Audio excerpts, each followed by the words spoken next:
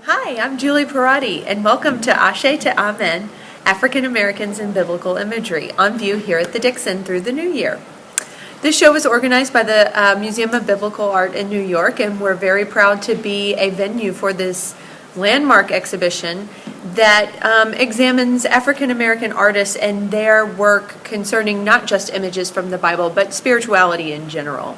So I'm going to take you through a quick little tour of the show, and I know you'll like it. I really strongly suggest that you come see the show in person. Also, don't forget, if you bring your church bulletin in to the Dixon, that acts as a free family pass for you and your family to come in and see this show.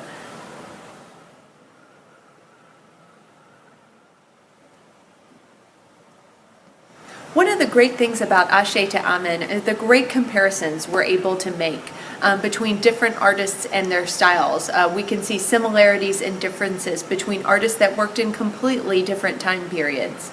The wall I'm standing in front of right now features this painting. It's called Descent from the Cross by Bob Thompson. And the painting over there on the right is called Baby Jesus and the Three Wise Men by Clementine Hunter. Hunter and Thompson could not have come from more different backgrounds. Clementine Hunter grew up on a plantation and was a self-taught artist, while Bob Thompson was, right in the thick of the mid-century artist scene in New York. But it's really interesting to see the similarities between the two paintings, the similar use of color, and that kind of folksy semi-abstraction that the two paintings both have. They're both, obviously very spiritual, and both of these actually concern scenes from the Bible.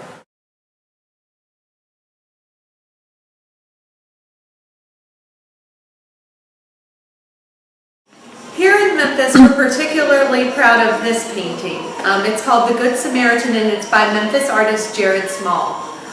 It is a large, very impressive painting, but it also draws you in. Very intimately. It's a modern interpretation of the biblical story of the Good Samaritan. And it's very poignant to see the different characters of this painting and how they all react to the central scene of a man who has been beat up, essentially, and the man that comes to actually care for him. What you'll also notice in the painting is all the other people who are ignoring the scene, particularly this girl right here who actually looks at you and almost asks you, what would you do if you were in this situation? From large contemporary works to small, intimate works on paper, you'll see a little bit of everything in Ashe to Amen. The painting I'm standing in front of right now is called The Creation, and it's by Harlem Renaissance master Aaron Douglas. What Douglas has done in this painting is taken a traditional story, the creation story, and interpreted it through a Jazz Age lens.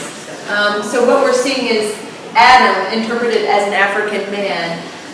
With the hand of God kind of swooping down from the sky, you definitely see elements of jazz, of all of that excitement and energy that was going on in the Harlem Renaissance in this painting. It's a very exciting work of art.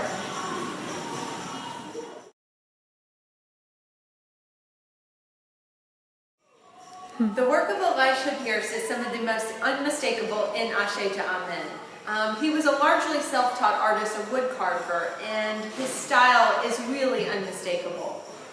The work I'm standing in front of right now is called Angel with Ruby Brown's Family, and it's Pierce's interpretation of one of Langston Hughes's more famous poems, just called Ruby Brown.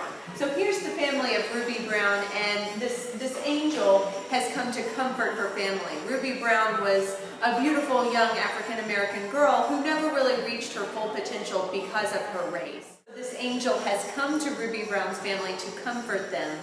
And the great thing about it is this is a classic example of Elisha Pierce's style. He incorporates glitter into a lot of his works to give this kind of mystical quality to them. And they're always very colorful and kind of poignant in their own way.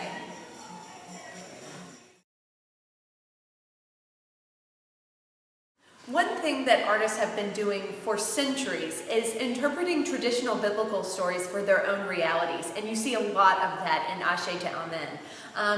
The painting I'm standing in front of right now is a great example of that. that. It's actually a lithograph by an artist named Margot Humphrey. This is Humphrey's interpretation of the Last Supper, although she's called it the Last Barbecue. So the people at her table, at her Last Supper, are African American, and they're eating a more traditional American meal of watermelon and pineapple and all kinds of fruit.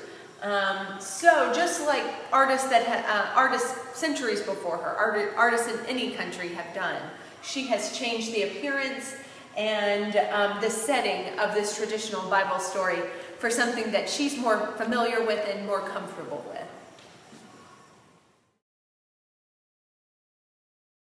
I hope you've enjoyed our quick tour of Ashe to Amen, African Americans in Biblical Imagery. Be sure to come check it out at the Dixon. It's on view through January 5th. There's many, many more colorful and exciting works of art to see in this exhibition. Remember, Tuesdays are Pay What You Wish days at the Dixon, and we're always free on Saturdays from 10 to 12. Hope to see you here.